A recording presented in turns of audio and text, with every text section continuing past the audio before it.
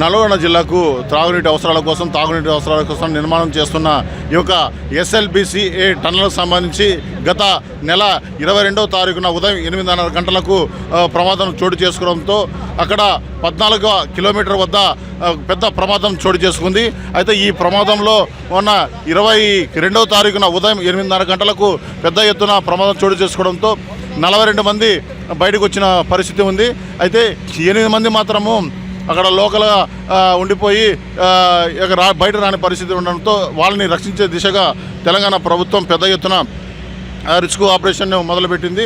ముఖ్యంగా NDRF, SDRF, అలాగే సింగరేణి శ్రేణులు, అలాగే ఆర్మీను అలా నేవీను సన్నద్ధం చేసి ర్యాట్ హోల్ మైనర్స్ ద్వారా కూడా రంగంలో దింపి పెద్ద ఎత్తున ఈ యొక్క సహాయ చర్యలను చేపట్టింది. అయితే ఇంతవరకు ఒక లెక్కన ఇప్పుడైతే రెస్క్యూ టీములు పెద్ద ఎత్తున ఇక్కడ లోపలికి వెళ్ళిన పరిస్థితి ఉంది. ముఖ్యంగా ఈ యొక్క నేషనల్ జియోగ్రాఫిక్ రీసెర్చ్ టీముకు సంబంధించి అత్యాధునిక సాంకేతిక పరిజ్ఞానంతో ఈ యొక్క రాడార్లను ఉపయోగించి పెద్ద ఎత్తున ఈ సాంకేతిక పరిజ్ఞానంతో ఒక జాడ అయితే కనుక్కున్నారని చెప్పి తెలియడం జరుగుతుంది. ముఖ్యంగా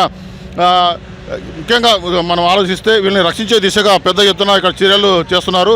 అదేవిధంగా ultra thermal cutters welding machine ద్వారా అవశేషాలను తీసే విధంగాను, అలాగే ప్లాస్మా కట్టర్స్ రైల్వే డిపార్ట్మెంట్ తీసుకొచ్చి అది కూడా చేస్తున్నారు. ముఖ్యంగా ఈ థర్మల్ స్కానింగ్ మిషన్ ద్వారా పెద్ద ఎత్తున స్కానింగ్ చేసి అవశేషాలు ఉన్నట్టుగా కూడా గుర్తిస్తున్నారు.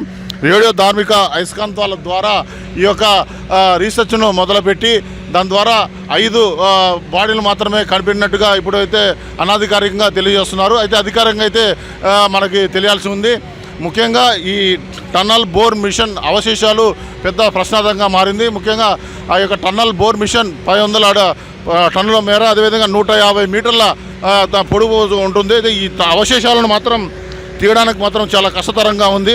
అత్యాధునిక ప్లాస్మా కట్టర్స్ను ఈ అత్యధిక వేడితో ఉన్న ఈ యొక్క వెల్డింగ్ సంబంధించిన ఈ మిషన్స్ ఉంటాయి. దీని ద్వారా కట్టర్స్ చేసి త్వరలోనే ఈ యొక్క అవశేషాలను బయటికి తీసి ఈ లోకో ట్రైన్ ద్వారా ఉన్న మడ్డి కానీ మిగతా అన్నీ కూడా తీసి ఆ తర్వాతనే చేస్తున్నట్టు తెలిపారు. ఏదేమైనప్పటికీ ఇక్కడ మనం చూస్తున్నాం, ఇక్కడ తెలంగాణ మంత్రులు ఉత్తమ్ కుమార్ రెడ్డి, జూపల్లి కృష్ణారి రామారావు కూడా వచ్చిన పరిస్థితి ఉంది. అయితే మనం చూస్తున్నాము ఇక్కడ సంబంధించిన పనులు ఎట్లా వేగవంతం జరుగుతున్నాయి ఏదనేది ఇక్కడ పరిశీలించేందుకు స్వయంగా మంత్రులు ఇక్కడ ఉన్న పరిస్థితి ఉంది. అది ఏదైనప్పటికీ ఇప్పుడే లోకల్ ట్రైన్ కూడా వెళ్ళింది. అక్కడ సంబంధించి ఏం జరుగుతుంది, అసలు ఏం విషయాలనేవి కూడా మనం ఇక్కడ ప్రశాంతంగా మారింది. ఏదేమైనా 8 మందిని మాత్రం రక్షించే దిశగా ఇక్కడ పెద్ద ఎత్తున అడుగులు వేస్తున్నారు. ముఖ్యంగా ఇక్కడ మనం చూస్తున్నాము, ఇక్కడ మన తెలంగాణ మంత్రులు ఉత్తమ్ కుమార్ రెడ్డి గారు ఇక్కడ ఉన్నారు. ఇక్కడ మా సమస్య దీనికి సంబంధించి సంగతులు కూడా మీడియా వాళ్ళు కూడా తెలుసుకునే ప్రయత్నం చేస్తున్నారు.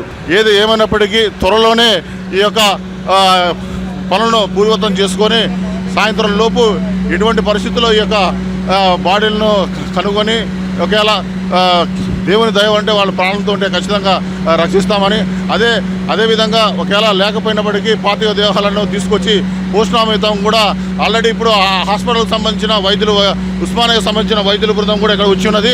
అంతేకాకుండా ముఖ్యంగా ఈ అంబులెన్స్ కూడా పార్థివ దేహాలకు సంబంధించిన అంబులెన్స్ కూడా సన్నద్ధం చేశారు, హెలికాప్టర్ సన్నద్ధం చేశారు.